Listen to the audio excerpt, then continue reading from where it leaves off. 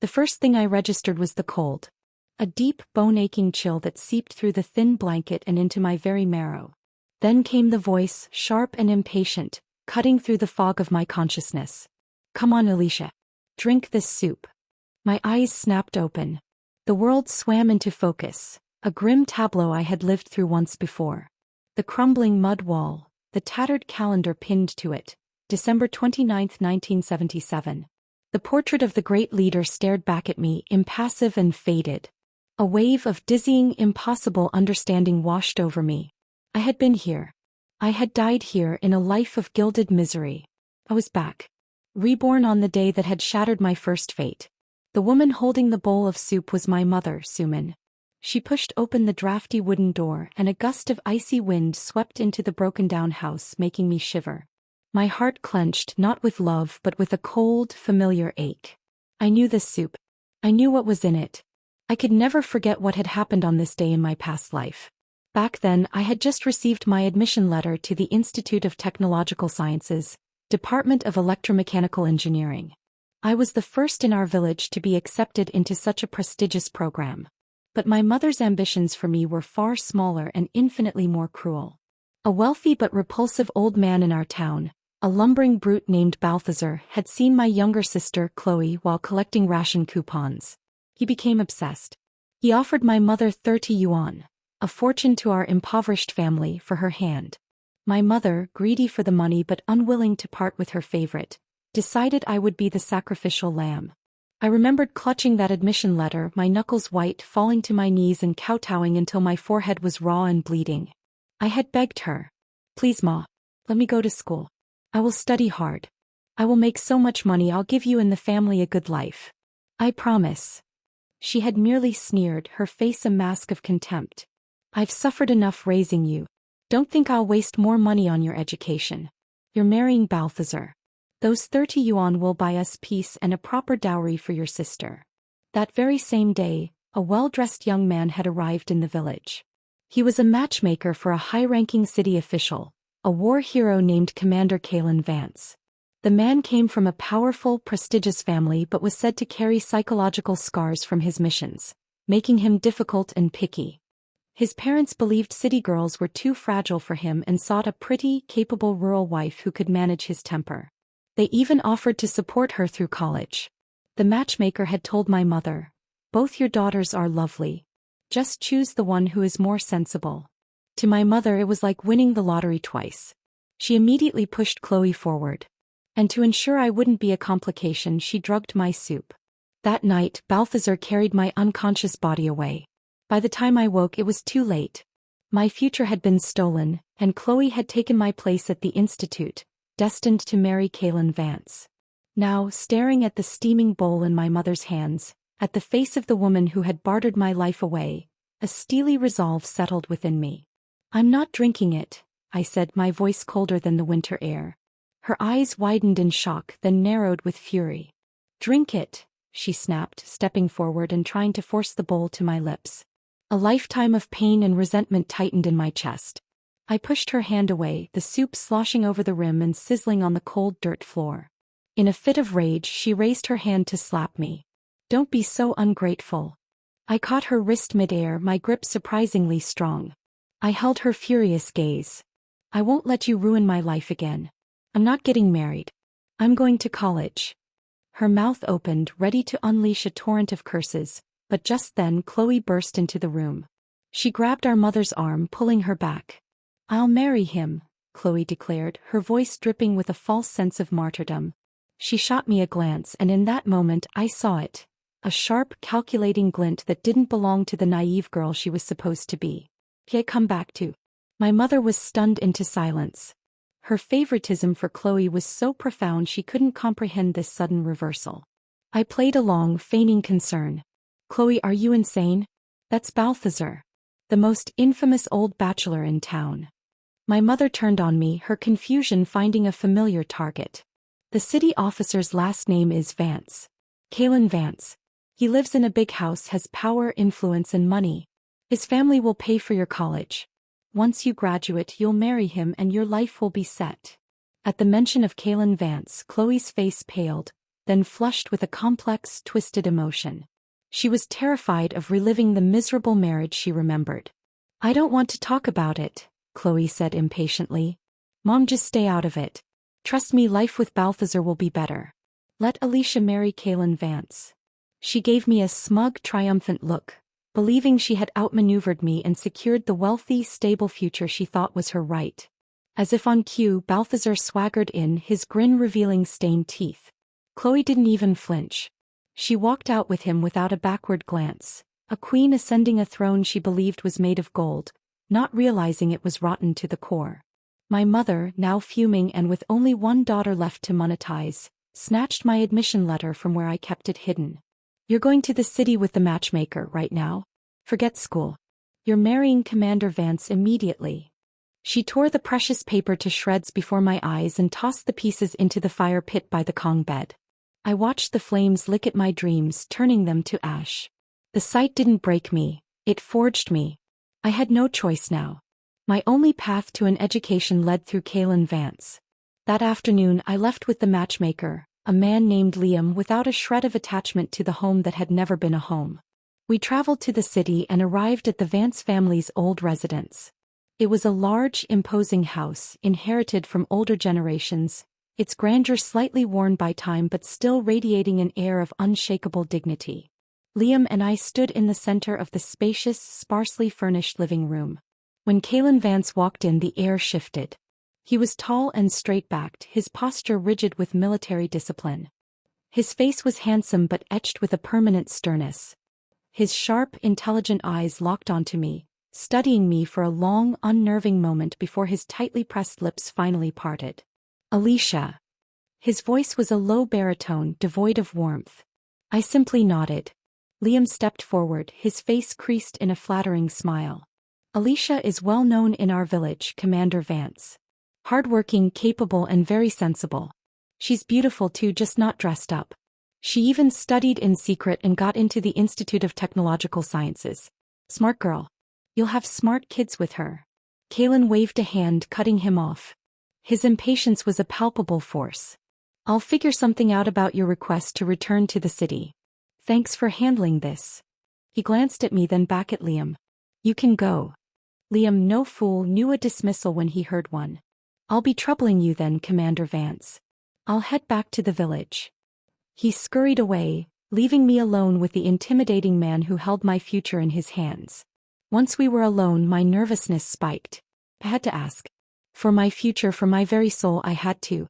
"Commander Vance," I began, summoning every ounce of courage I possessed. "My admission letter to the institute. My mother burned it. Could you help me?" His brows furrowed instantly, his piercing gaze boring into me. "You're already negotiating with me?" he snapped. I immediately shut my mouth. In my past life, I knew how miserable Chloe had been after marrying him. That talk of minor psychological trauma was a gross understatement. It was full-blown PTSD from combat. He was volatile and unpredictable. Seeing me fall silent, he finally spoke again, his voice low and steady. "There are 3 conditions." I held my breath. "First, I cannot stand the sound of women crying or screaming. Second, I will meet all your material needs, but do not expect any affection from me. Third, you must accept Liana and her son living in this house." The name sent a jolt through me. She was his childhood friend who had married Kaylin's brother. That brother had died saving Kaylin's life on a mission. Pieces of the puzzle from my past life began to click into place. This was why the Vance family wanted a rural bride. No city girl from a good family would ever agree to these terms. This marriage was a duty forced upon him by his parents, and he was a devoted, if resentful, son. In my past life, Chloe, who had no interest in studying, had agreed to the conditions, married him quickly, and then made his and Liana's lives a living hell out of jealousy, leading to the violent, disastrous marriage everyone whispered about. But I was not Chloe. I didn't want his affection or his name. I only wanted my education. I met his gaze squarely. "Commander Vance, I know this marriage was arranged by your parents. You're probably not willing, but you're a devoted son. You'd never go against them." His eyes flickered with surprise. He hadn't expected such directness from a village girl. "If you're not willing," I continued calmly, "we can take things slow. Maybe after I graduate something will have changed.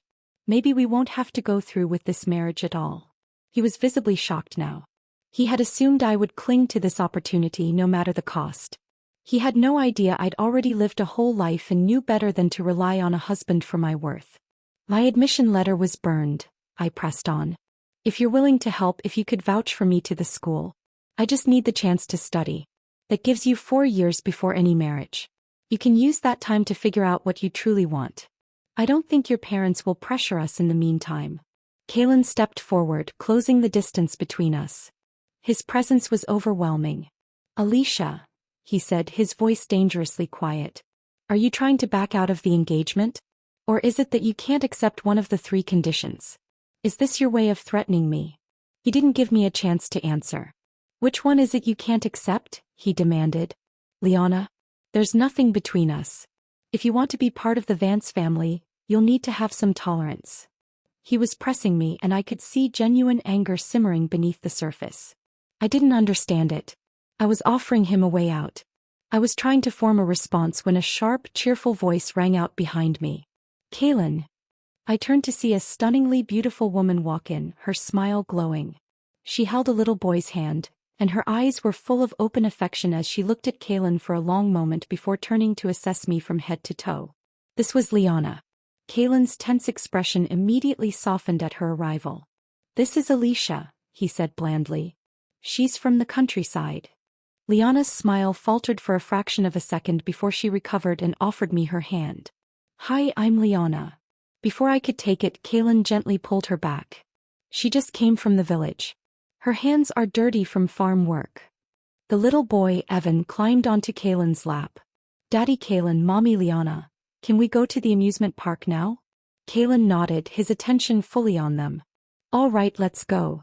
The 3 of them moved toward the door, a perfect, seamless unit. But just before stepping out, Kalen turned back, his expression once again cold and detached. About what you said, he stated, his voice leaving no room for argument. I'm not backing out of the engagement. But we can wait until you finish college before getting married. I'll have someone from the school write a verification letter for you tomorrow. He then called out, Miss Clark, prepare a guest room for her. He turned and left, leaving me standing alone in the vast living room. I quietly let out a breath of relief, then held another one in.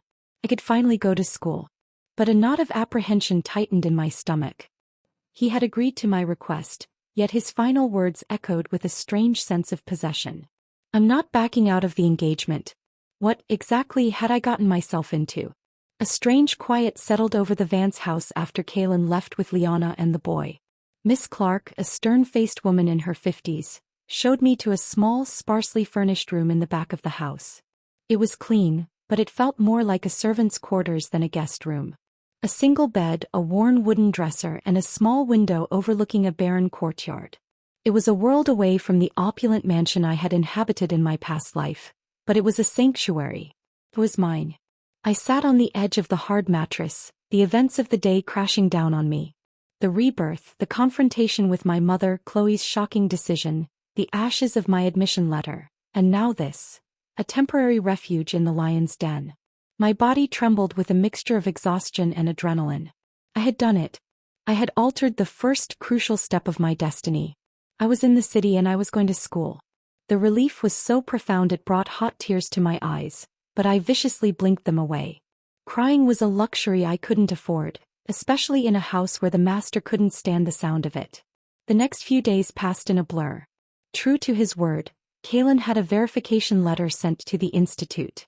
The process was swift, his influence undeniable. I was officially reinstated. When I held the new paperwork in my hands, a tangible ticket to my future, I felt a surge of power I hadn't experienced since I'd built my first business empire. This was better. This was foundational. This was mine, earned not through a man but through my own resolve. I began preparing to move into the university dormitories. I had no money but I was resourceful. I would find work, any work, and repay Kalen for this favor. Then we would be even. The engagement would naturally dissolve. It was a clean, simple plan. I was packing my meager belongings into a cloth bag when Kalen found me. He stood in the doorway of my room, his frame filling it, his expression unreadable. Where do you think you're going? he asked, his voice flat. I straightened up, meeting his gaze. To the university dormitories. Classes start next week. Thank you for your help, Commander Vance. I won't forget this favor. I'll work to repay it. He smirked slightly, a cold, humorless expression. Alicia, the costs of living here you could pay back with money. But getting you into college, that's a huge favor. How do you plan to repay that? I froze, my plan crumbling before it had even begun. We'll find a way. I'll get a job, I'll send you money. You're not allowed to move out, he stated, his tone leaving no room for argument. Since you'll be staying here and I'm often not around, you'll help take care of Liana and Evan. For 4 years. Otherwise, I could just as easily let you lose your place at school. You know I have that power. The air left my lungs. It was a masterstroke of cruelty. He didn't need to threaten me with violence. He went straight for the heart, for my dream. He wanted his so-called fiancée to work as a servant for his beloved Liana and her son. I thought of Chloe in my past life, of her proud, competitive nature. No wonder their marriage had been a battlefield. She would have raged and rebelled and he would have broken her. But I was not her. For me this was still a bargain. A steep one, a humiliating one, but a bargain nonetheless. Getting to go to school was the prize. Serving in this house was the price. As long as I could study, I could endure anything. After a few seconds of silence, I nodded, my voice quiet but steady. All right. His tightly knit brows seemed to ease a little. He murmured to himself so softly I almost missed it. 4 years is enough. I didn't understand what he meant and I didn't care to. I had my orders. University life was a revelation. The lectures on physics and engineering, the smell of old books and fresh ink, the intense focus of my classmates. It was a balm to my soul. For those hours I wasn't a poor village girl or a reluctant fiancée. I was a student, an intellect, a future engineer. I devoured knowledge, often staying late in the library, savoring the freedom. But the moment I stepped back into the Vance household, the illusion shattered. Liana made sure of it. She was the perfect hostess in front of Kaylin, sweet, gracious, always praising my determination. But when he was gone, her mask slipped. Chores materialized out of thin air. Floors needed scrubbing after the maid had already cleaned them. Windows needed polishing in the dead of night. And every evening without fail she demanded I heat water and wash her and Evan's feet. It's a tradition from my family's province, she would say with a saccharine smile. It promotes circulation. And since you're practically family, Alicia, it feels so much more intimate than having a servant do it. I endured it. I bit the inside of my cheek until I tasted blood and endured it. I focused on the equations in my textbook, on the blueprints in my mind, and let my hands perform the menial tasks. This was temporary. This was the price. The slap was a line drawn in the sand.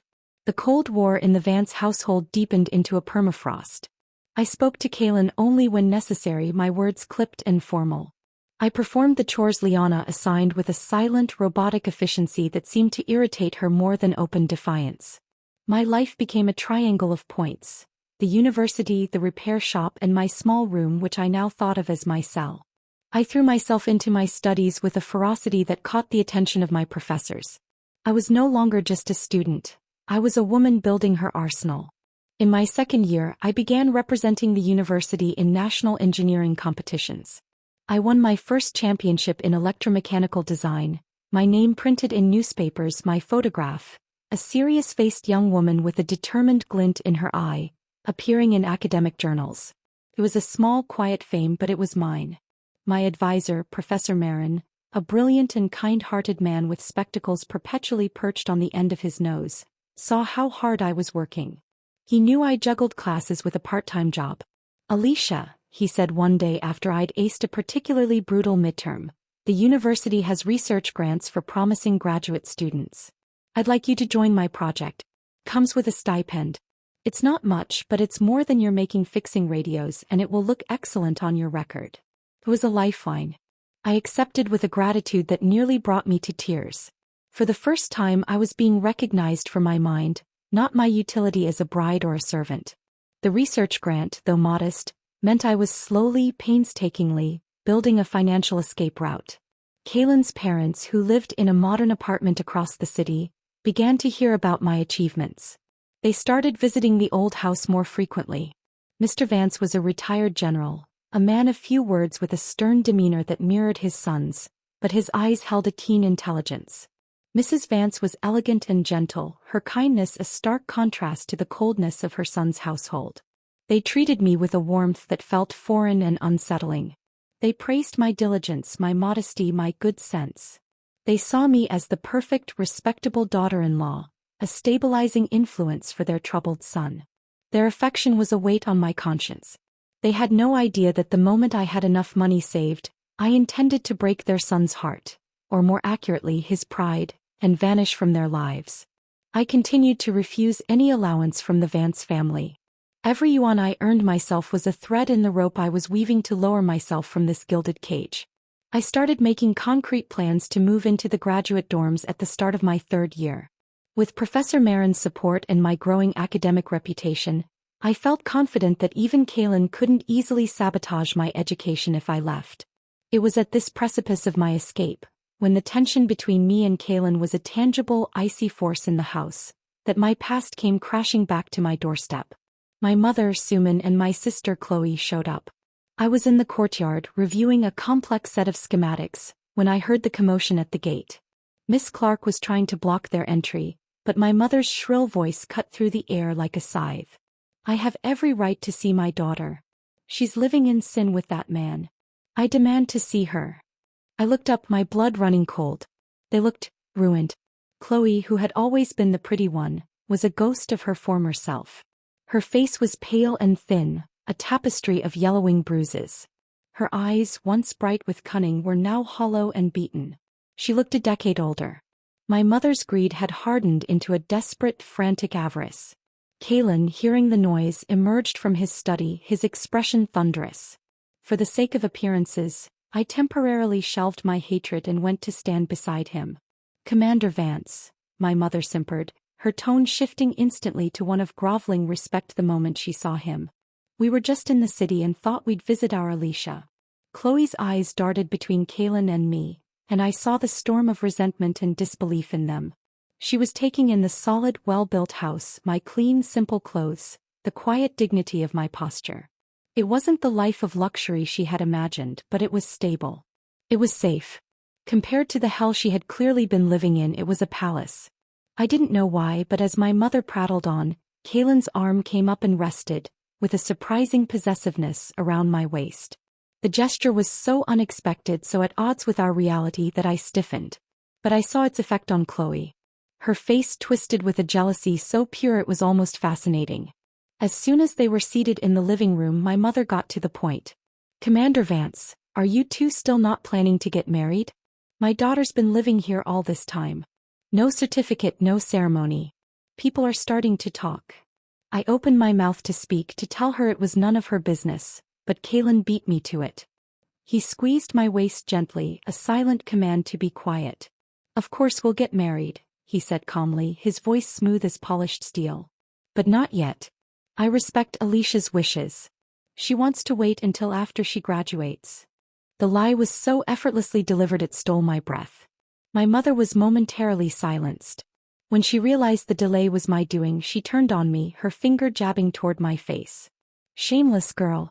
Living with a man without marrying him. You should think about your reputation. What will people say? That you're filthy? Cheap." I saw it then, a flicker of something in Kaylin's eyes as he listened to her vulgar abuse. It wasn't anger at her, but a sharp, protective flare directed at the insults hurled at me. He frowned, his voice rising to a sharp, commanding pitch I had never heard him use on anyone but me. "She has been staying in the guest room," he stated, each word a shard of ice. "The Vance family does not tolerate this kind of vulgar, low-class abuse. If you keep talking like this, get out." My mother's mouth clamped shut, her face paling with fright. For a brief, shameful moment, a faint sense of gratitude warmed the cold spot in my chest. He was defending me. But Chloe, unable to bear Kaylin's apparent protectiveness, saw an opportunity. A nasty, sarcastic smile played on her lips. "I heard," she said, her voice dripping with false sweetness, "that the Vance household still keeps a widow and her orphan child living here. Is that true, sister? You never mentioned that in your letters." Of course, she remembered Liana from her past life. Kaylin's head snapped toward me, his eyes accusing. He assumed I had been gossiping, airing his private shame. There are no widows or orphans in the Vance household, he said flatly, his arm dropping from my waist. Only people we owe a great debt to. He turned to me, his jaw clenched, and whispered words meant only for my ears, but sharp enough to cut. Alicia, I gave you plenty of face in front of your family, and this is how you repay me? Going around talking about my household? Seems you really can't accept Liana and Evan being here. The brief flicker of gratitude died, extinguished by the memory of his slap. The humiliation surged back, bitter and familiar. I never said anything, I told him coldly. Believe whatever you want. Whether or not I can accept your benefactor and her son, that's not my place to decide. Commander Vance, we were only supposed to be in each other's lives for 2 more years and never meet again. His control snapped. The veins in his neck bulged, his fists clenching at his sides. Chloe smiled, a smug, victorious little smirk. Her scheme had worked. My mother, panicking that Kaylin was walking away before she could ask for money, rushed at me and grabbed my collar. This is all your fault. Now go get some money for your sister. Give it to Balthazar. I looked at her, at the face that had sold me twice, and felt nothing but a vast, empty cold. Why should I? Because I gave birth to you. I raised you, she shrieked. I tore her hand away. You raised me? It was Dad who raised me. After he died, I was the one who supported this family. Everything you and Chloe wore and ate, I worked and paid for it. You took every yuan I earned and gave it to her. When I was 10, you gave her my winter coat. I had nothing but a thin, torn sweater. Then she broke out in a rash and you accused me of tampering with the coat to harm her. You beat me half to death. You don't remember? Well, I do. I took a step forward, my voice dropping to a deadly calm. So hear this. I'm officially cutting all ties with both of you. From now on, take care of yourselves. The moment she realized she could no longer get anything from me, she collapsed onto the floor, wailing. Ungrateful daughter. Think you're better than us now? You got yourself a rich man and forgot your own mother. You heartless girl. You'll get what's coming to you. Just like in the last life, she had no idea of the demon she was awakening. Kaylin, already furious, his PTSD triggered by the hysterical screaming, lost the last of his patience. Get them out of here, he roared to the house staff. And don't ever let them set foot in this house again. As she was being dragged away, Chloe lost control. Alicia, what trick did you play? She screamed, her face twisted. Why is he defending you? Why is Balthazar now just a useless drunken gambler? I just smiled. Chloe, you can't build your life depending on someone else. Aren't you doing the same? She sobbed. Aren't you depending on Kaylin? On the Vances? Your life won't be so easy either. I shook my head. I don't rely on anyone. I'll be fine. I turned and closed the heavy wooden gate on their shrieks, closing it on my past. They had no one to turn to in the city. Left with no choice, they would return to the village, to their bitter, miserable lives. I walked back to my room, my heart a stone in my chest. As I passed Liana's room, I heard her soft, cooing voice. Don't be mad, Kaylin. That's just how country people are. Greedy, ungrateful, with no sense of propriety or class. When it really counts, they're just a pile of useless mud. Don't dirty yourself over this. I waited, listening for him to defend me, to say that I was different. But he didn't. I only heard him let out a deep, heavy sigh. Liana, he said softly, you're always so understanding. So well-mannered. A sad, cold smile touched my lips. How perfect. A match made in heaven. I didn't linger. I turned and walked back to my room. Tomorrow I would officially move out.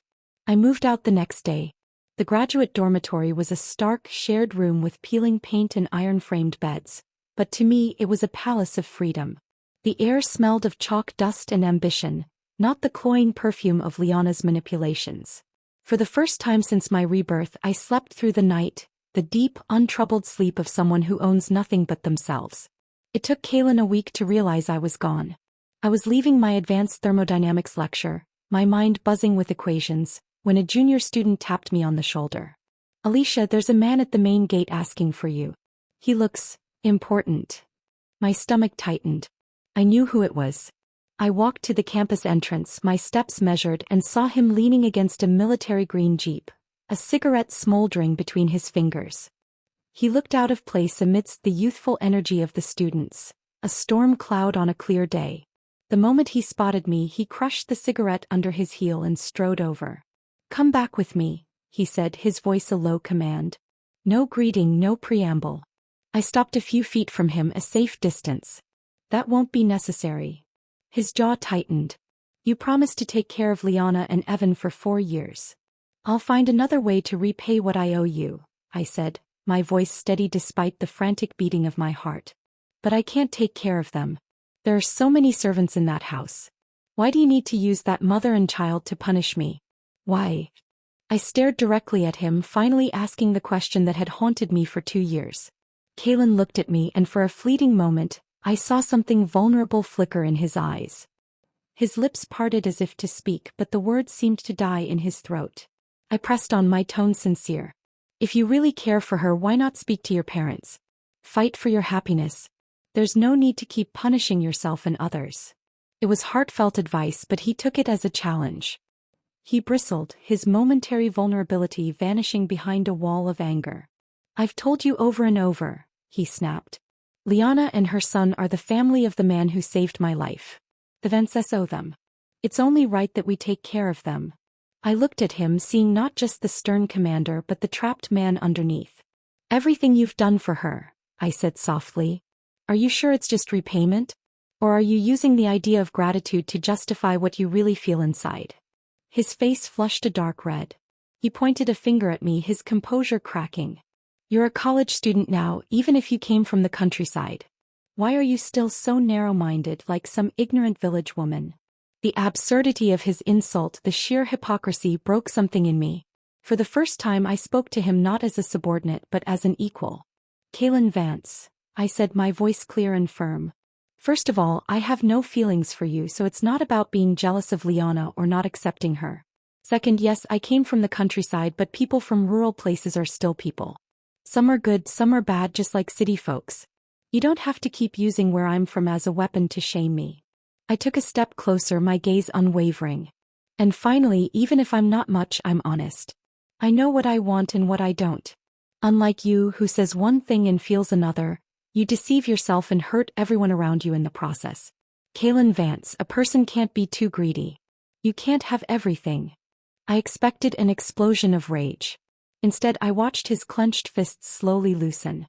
The cold, hard mask of his expression seemed to soften in the gentle light of the spring sun. Something unexpected, something that looked like defeat, flickered across his face. After a long, heavy pause, he finally spoke, his voice low and strained. "Alicia," he said, "did you really never consider marrying me?"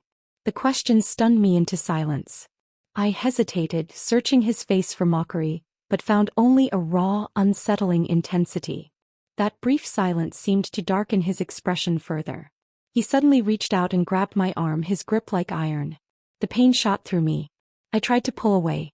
"I never have," I said, the words sharp and final.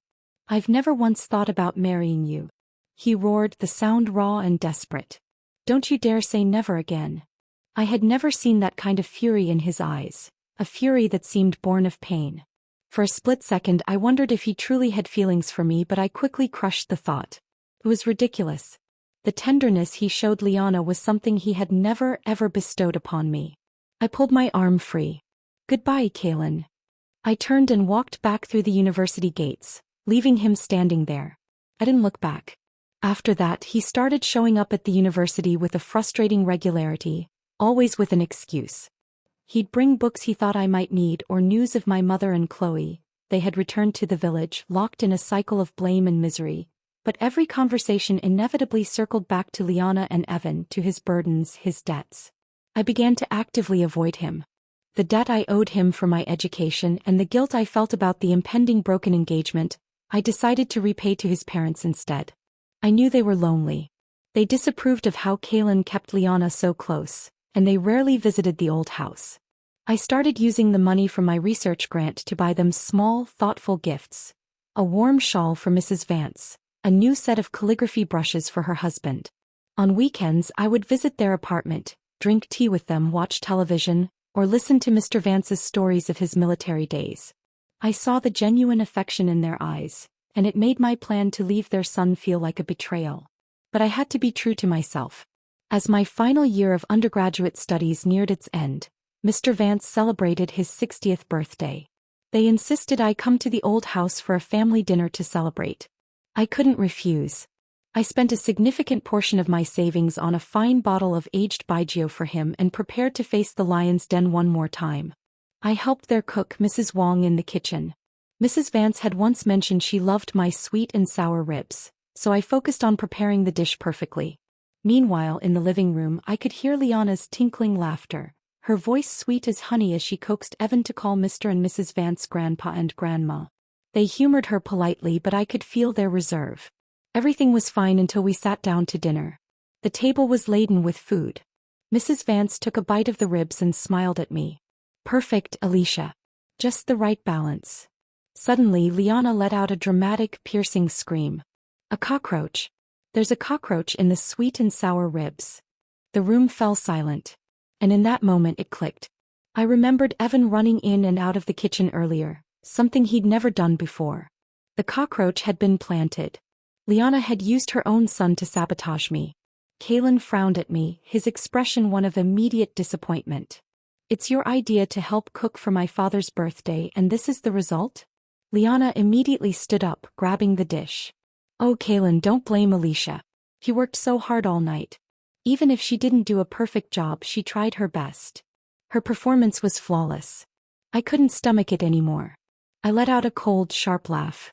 "What a performance." Kalen slammed his chopsticks on the table. "Alicia, why do you always say things that lack grace? Why do you always act without class?"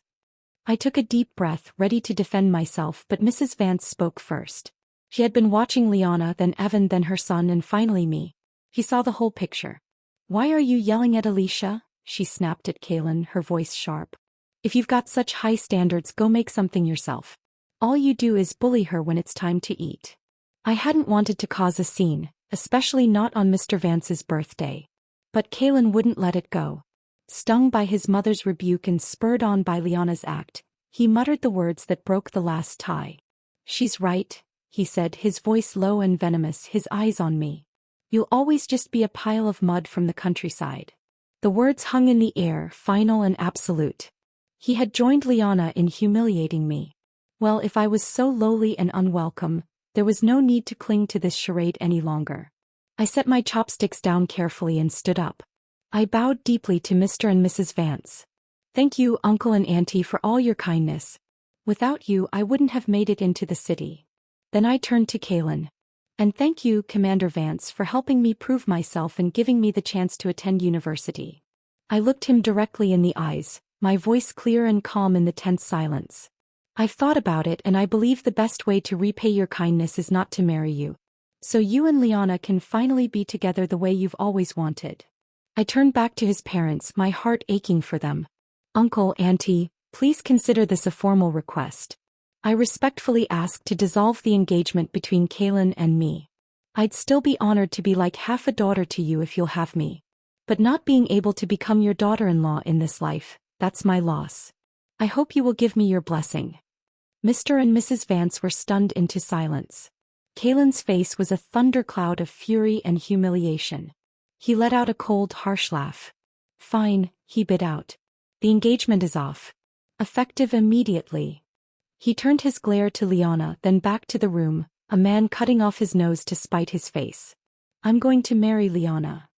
He turned and stormed out of the room in a rage. At the table, Liana suppressed a faint, triumphant smile. As I walked out of the Vance residence for the last time, I heard his parents beginning to berate him. "You'd throw away a decent girl like her and instead cling to that widow and her son? You ungrateful son. You've lost your mind." Their words were a comfort but also a reminder. Their kindness had always been conditional on me being a suitable daughter-in-law. I no longer resented it. I just wanted to be free. The freedom that followed the broken engagement was a physical sensation, like shedding a heavy, waterlogged coat. The air itself felt lighter. I threw myself into my final year of undergraduate studies with a single-minded focus, graduating at the top of my class with highest honors. My thesis on miniaturized circuit design for communication systems earned a national award. It was this thesis that caught the attention of a man who rarely visited the university, Dr. Eris Thorne, the head of a newly formed, highly classified national project. He sought out Professor Marin, and together they summoned me to a private meeting. Alicia, Professor Marin began, his face uncharacteristically serious. What we are about to discuss does not leave this room.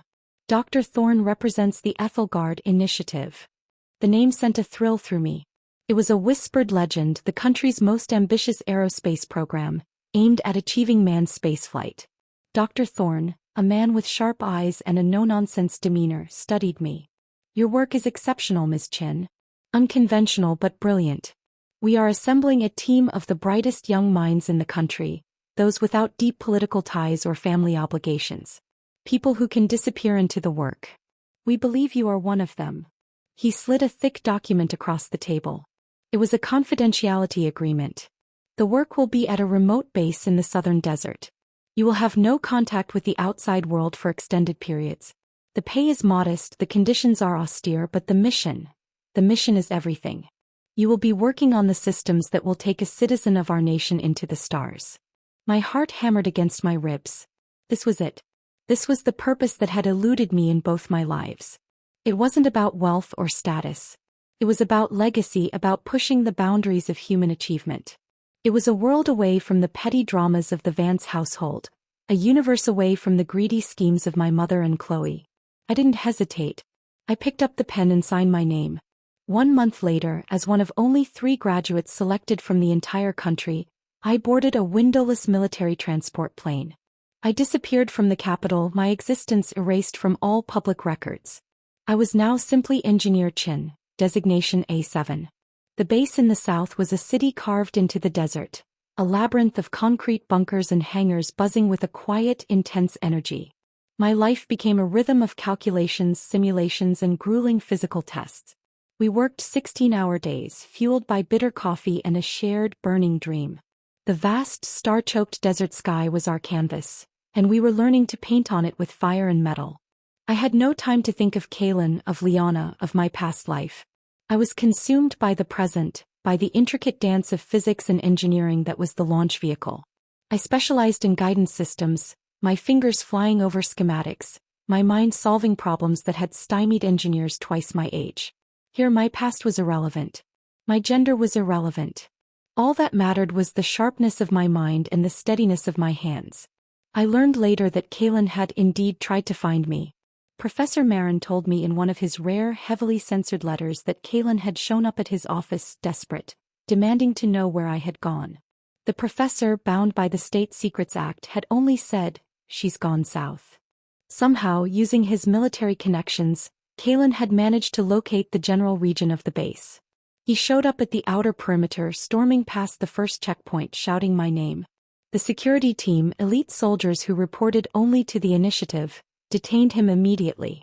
His identity and background were verified, and the incident was escalated to the base leadership. He wasn't punished, but he was given a stern warning and ordered to return to the capital immediately.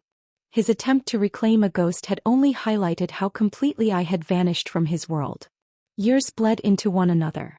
The desert saw seasons of blistering heat and biting cold, but inside the hangars, it was always a controlled, sterile environment. I aged, my youth spent in the service of a rocket that existed only on paper, then in countless parts, and finally as a towering, beautiful, terrifying monolith of potential energy on the launch pad. At the age of 35, the day arrived. I stood in the mission control bunker, my headset crackling with status reports. On the massive screen in front of us, the soaring swan stood bathed in floodlights against the pre-dawn sky. My hands were steady, but my heart felt like it was trying to escape my chest. I was one of the 3 core engineers on the console, the final arbiters of a go or no-go for launch. Guidance systems? The launch director's voice boomed through the bunker. I took a breath, my eyes scanning my readouts one last time. Every circuit, every line of code felt like an extension of my own nervous system. Guidance is go. The countdown began. A hush fell over the bunker, so profound I could hear my own pulse thrumming in my ears. 3, 2, 1. Ignition. Liftoff. A pillar of fire erupted from the base of the rocket. It rose, slowly at first, defying the very planet it was born on, then accelerated with a terrifying, majestic grace. The sound reached us, a deep primal roar that vibrated through the concrete floor and into our bones. I watched, tears streaming unchecked down my face, as the soaring swan pierced the atmosphere, a tiny brave spark chasing the dawn. When the final stage successfully deployed the capsule into its intended orbit, the bunker erupted. Grown men and women wept, embraced, shouted themselves hoarse. We had done it. We had reached for the stars and they had answered. I stood there amidst the joyous chaos, looking at the screen that now showed the orbital tracker. A profound, quiet gratitude filled me. The universe was immense and for the first time I knew my place in it. I had no regrets. Later that night, during a rare moment of quiet celebration, I received a secured call from Professor Marin. "Alicia. My dear girl, congratulations." His voice was thick with emotion. "You've done it. You've made history." We spoke for a few minutes about the technical details before his tone shifted. He came to see me again. Kaylin Vance. I felt a distant pang like an old, mostly healed wound being gently pressed. Oh. He'd heard the news, of course. Everyone has. He was a broken man, Alicia. He sat in my office and drank my cheap whiskey and just talked. Professor Marin sighed. He said that from the very first moment he saw you running into that exam hall back in '77, shivering but with fire in your eyes, he knew you were different. He said he'd fallen for you long ago, but he couldn't let go of Liana. He admitted it was his own fault, his own selfishness. He said you were right when you told him he was too greedy. I listened, silent, my gaze fixed on the desert stars through my small quarters window. He said at his father's birthday dinner when he heard you break off the engagement, he panicked. In his anger, he'd shouted that he would marry Liana, defying his parents for the first time. The moment he said it, he regretted it. But by then you were gone. And only after you'd vanished did he realize his heart no longer had room for anyone but you. What happened to them? I asked, my voice quiet. He married her. The scandal was immense. A war hero marrying his dead brother's wife? The gossip was vicious. The disciplinary committee got involved. He was demoted. His career, once so promising, never recovered. Liana resented him for his failures. His parents refused to speak to him. His condition worsened. They never had children. In the end, he came to resent her deeply. There was an incident. He lost control during an argument and struck her. She lost the sight in one eye. I closed my eyes. The tragic echo of my past life, but with the roles reversed. He was discharged from the military. Forcibly committed to a long-term care facility. Liana lives in the old Vance house with her son, living off what's left of the family money. She says they owe her. Professor Marin's voice was heavy. At the facility, when he's disoriented, he calls your name. When he's lucid, he curses himself for letting you go. I thanked the professor and ended the call. The news was a sad, small story from a life I had long since left behind. I felt a wave of pity not just for Kaylin but for Mr. and Mrs. Vance. Their world had collapsed while mine was just beginning to expand into the infinite. I had found my purpose. I had helped touch the void. And I knew with a certainty that settled deep in my soul that I would never again be anyone's servant, anyone's fiancé, or anyone's regret. I was Engineer Alicia Chin and I belonged to the stars. The success of the Soaring Swan mission catapulted our names into the annals of national history. Though our faces remained largely unknown, our lives still shrouded in the necessary secrecy of our work. I was no longer just Engineer Chin. I was a key architect of a new era. The weight of it was immense, but it was a weight I had chosen and forged myself to carry. The work did not stop. We moved from the triumph of a single launch to the grueling, meticulous planning for a sustained spaceflight program. My days were a blur of advanced theoretical work, managing a team of brilliant junior engineers, and long sessions in the vibration and vacuum chambers, testing the resilience of our creations. I had found my element and in it I thrived. It was during a brief, sanctioned trip back to the capital to consult with a material science institute that I felt the pull of my old life. The city was the same yet utterly different. I moved through it as a ghost, my perspective forever altered by the vast, silent vistas of space I now worked to conquer. I visited Professor Marin. We shared a pot of tea in his book-cluttered office, the familiar scent of old paper and chalk dust a comforting anchor. "You look settled, Alicia," he observed, his eyes kind behind his spectacles. It suits you. It feels like home, I replied, and it was the truth. The desert base, with its stark beauty and singular purpose, was more of a home than any house I had ever lived in. His expression grew somber. I feel I should tell you. I went to visit Mr. and Mrs. Vance last week. My heart clenched. How are they? Aging. And sad. The disgrace of their son, his illness. It has worn them down. When I told them I had spoken with you, that you were well, that you were happy. Mrs. Vance wept. He shook his head slowly. They lost a son, but they feel they lost a daughter too. The guilt, a dormant ember, glowed anew. Their kindness had been conditional, but it had been real. I decided to see them.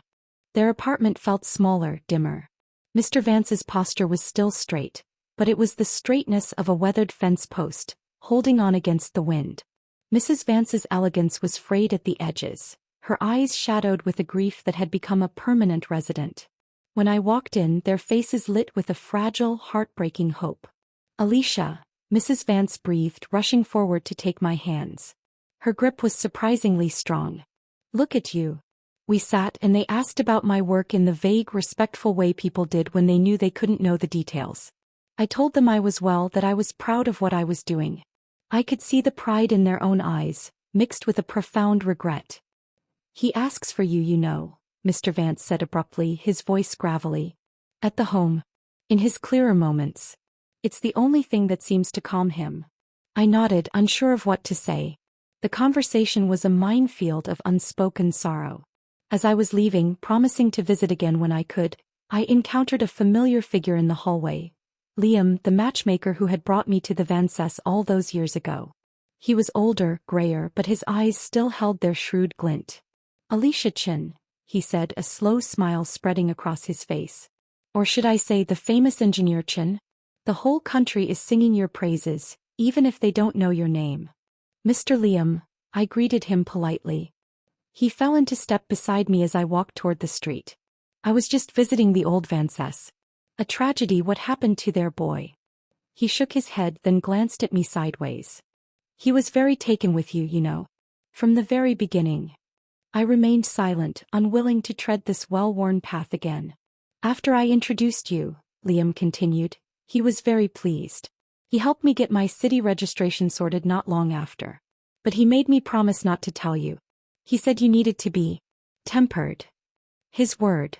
He said you needed to become a better future wife for a high-ranking official, a proper Vance daughter-in-law. He said 4 years was the right amount of time. Enough for you to repay your debt by taking care of Liana and the boy, and enough for him to let go of the emotional burden. He planned to relocate them after that and finally live a peaceful life with you. I stopped walking and looked at him, a bitter laugh caught in my throat. He never understood me at all, did he? In this life I never wanted to be someone's wife, to be tempered into a proper accessory. I never dreamed of that. It was all his own fantasy. Liam just shrugged, a man who had built his life on such fantasies. He was a man who thought he could control everything, even the human heart. He learned too late that he couldn't. He bid me farewell and I continued on my way, the encounter leaving a sour taste in my mouth. Kaylin's grand plan for our life together was just another cage, gilded with different bars. His love, if that's what it was, had always been about possession and transformation. He never wanted the woman I was, he wanted the woman he could mold me into. Later, through the village gossip network that somehow still reached even me, I learned the final wretched chapters of my blood family's story. Walter, now a confirmed criminal, had been arrested for a violent robbery. My sister, Chloe, had contracted a debilitating illness from him, one that left her weak and unmarriageable. Her life was one of constant pain and poverty. All her bitterness was directed at our mother, Suman, whom she blamed for her ruined future.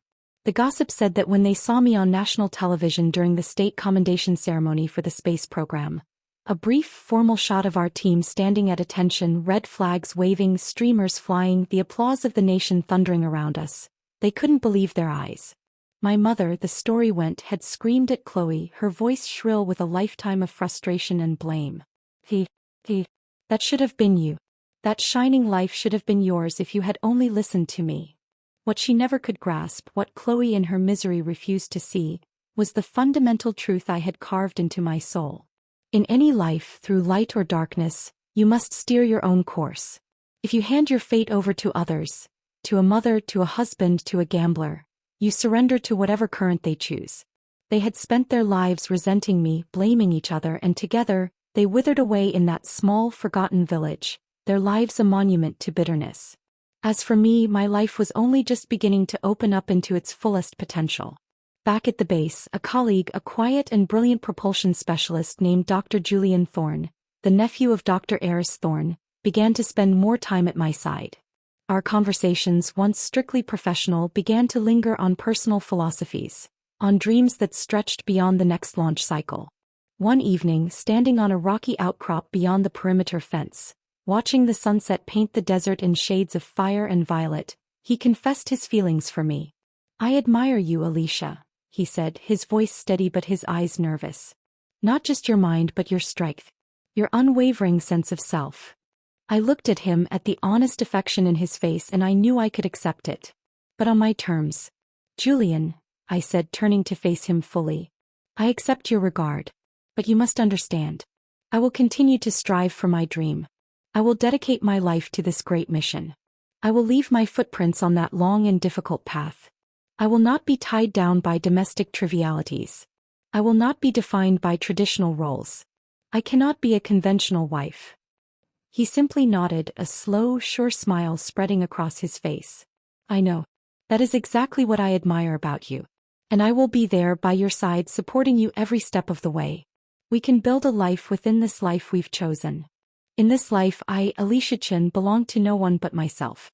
Julian and I never had children.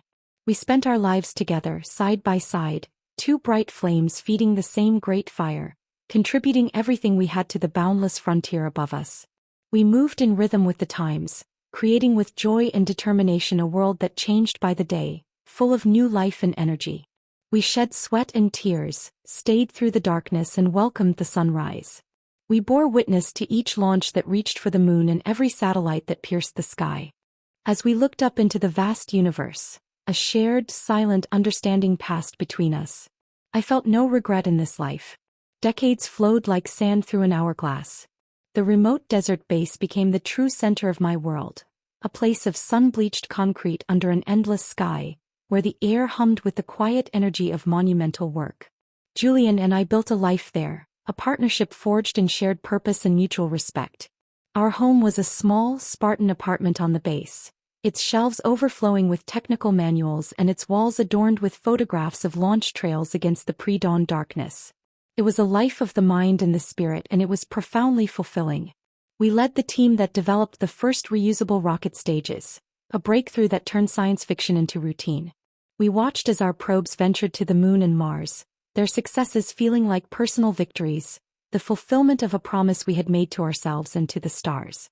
My hair silvered, lines etched themselves around my eyes from squinting at schematics and into desert suns, but I had never felt stronger. The girl from the village, the reluctant fiancée, was a distant memory, a character from a book I had read long ago. One New Year's Eve, the base was blanketed in a rare, quiet snowfall. Julian and I were reviewing data from a recent satellite deployment when the secure line on my desk chimed. It was the administrative office. "Engineer Chin," a young officer's voice came through, formal yet tinged with an unusual hesitancy. "I apologize for the interruption.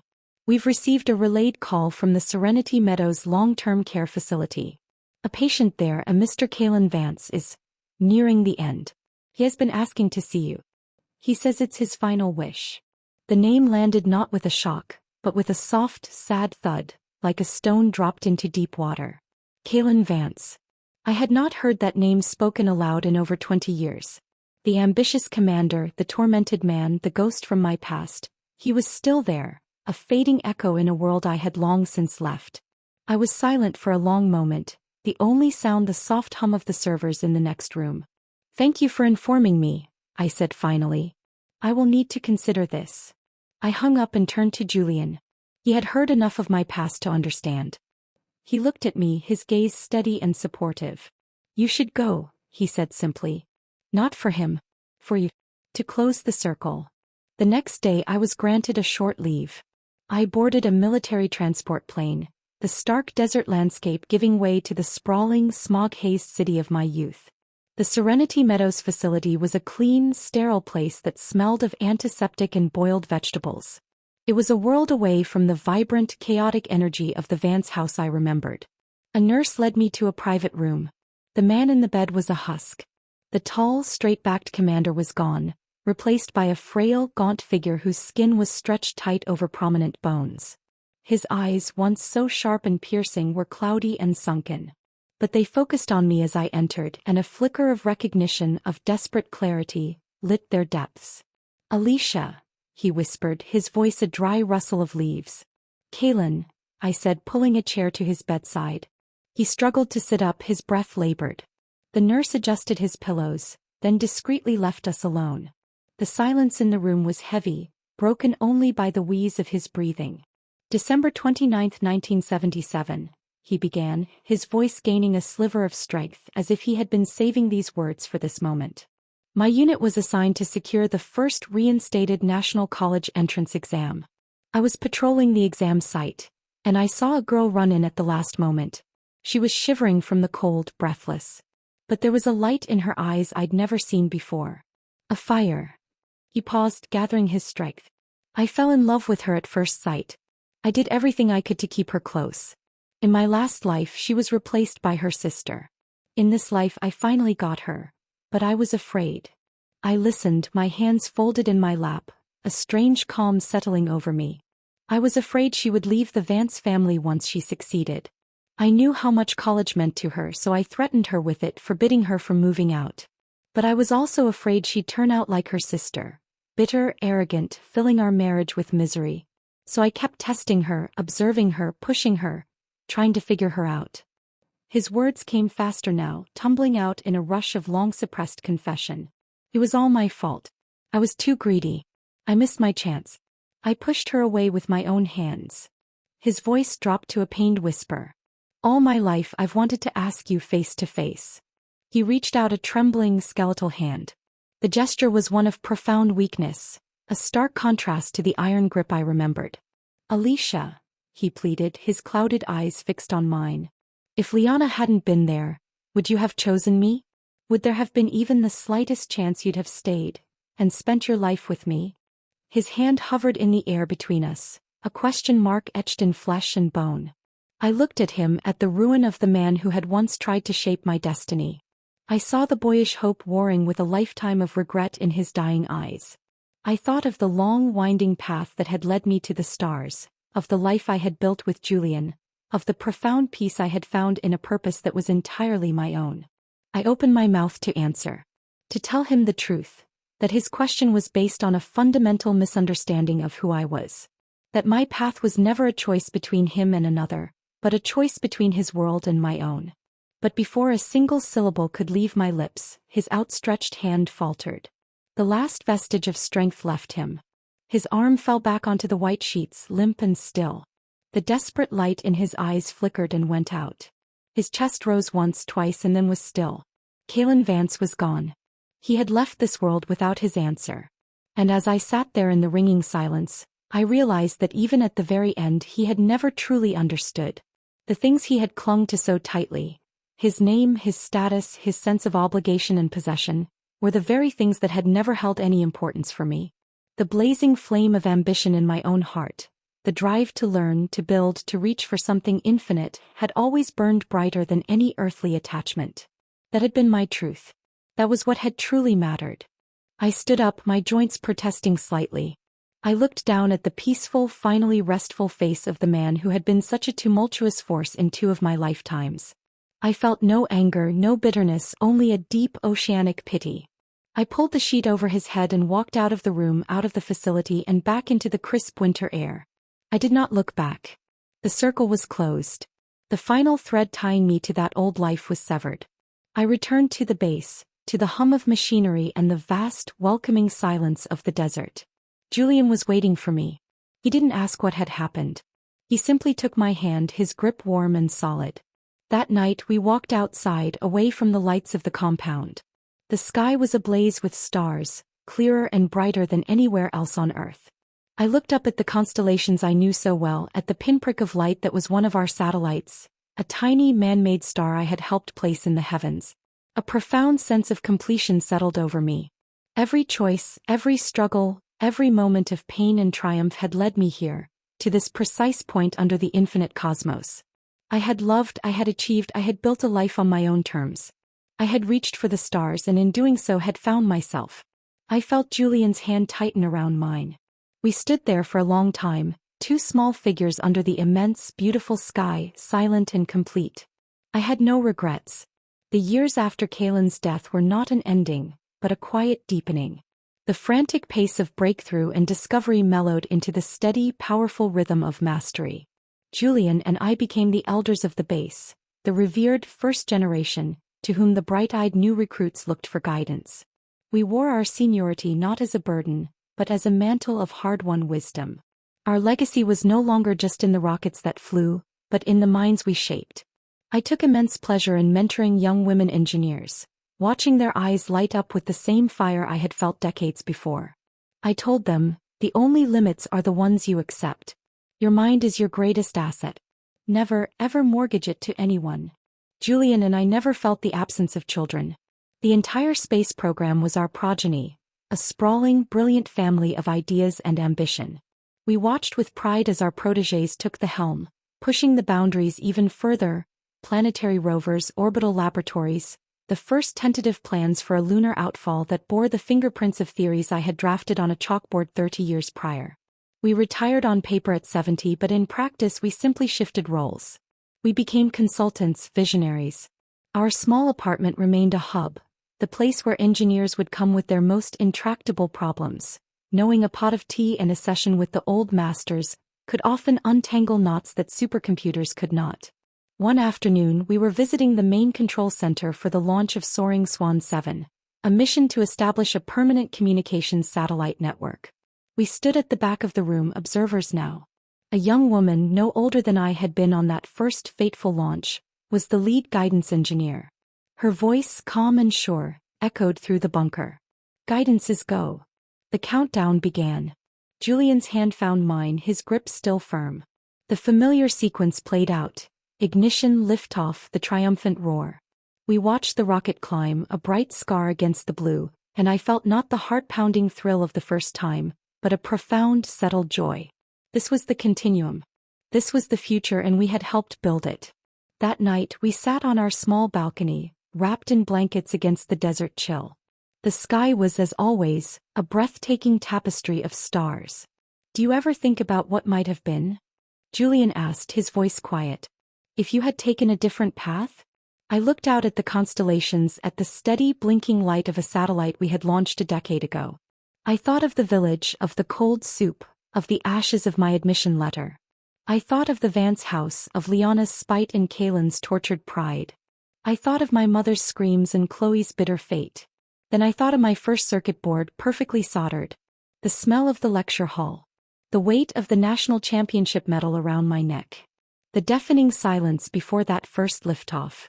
The feel of Julian's hand in mine through all of it. No, I said, and the word was absolute. A stone of truth dropped into the well of my life. Not for a single moment. Every path led me here. To this work. To this peace. He smiled, a quiet, understanding smile. Neither do I. We sat in a comfortable silence, the vast history of our shared lives a warm presence between us. I had lived 2 lifetimes, and in this second one, I had seized every scrap of agency I was offered. I had built a life not in reaction to others, but in pursuit of my own soul's calling. The end, when it came for me, was as I would have wished it, swift and without fanfare. It was a peaceful evening. I had been reviewing a set of proposed designs for a new ion thruster, making notes in the margin with my favorite fountain pen. I felt a sudden, profound tiredness, a gentle pulling sensation as if the universe itself was inviting me to rest. I set down the pen. I looked at Julian, who was dozing in his armchair, a book open on his lap. I looked out the window at the first stars appearing in the twilight. A deep, encompassing contentment filled me. There were no more questions, no unfinished business, no words left unsaid. I closed my eyes. The last thing I was aware of was not fear nor regret, nor a frantic replay of my life. It was a simple, powerful knowing. A final, coherent thought that drifted through my consciousness like a feather on a still pond. I lived. I truly lived. My story did not end with my last breath. It lives on in the metal and code orbiting a distant moon. It lives on in the young women who now lead missions, who cite my papers, who know that a girl from a forgotten village can touch the stars if she has the courage to reach. It lives on in the quiet legacy of a life lived with unwavering purpose, a testament to the power of a single stubborn will to choose itself. I, Alicia Chin, was born into obscurity and forged in adversity. I was never a dutiful daughter, a compliant fiancée, or a traditional wife. I was a student, an engineer, a pioneer, a partner, a mentor. I left the confines of the earth and the expectations of my time behind. I looked into the void and was not afraid, for I saw in it a reflection of my own boundless potential. And in the end, that was everything. The end.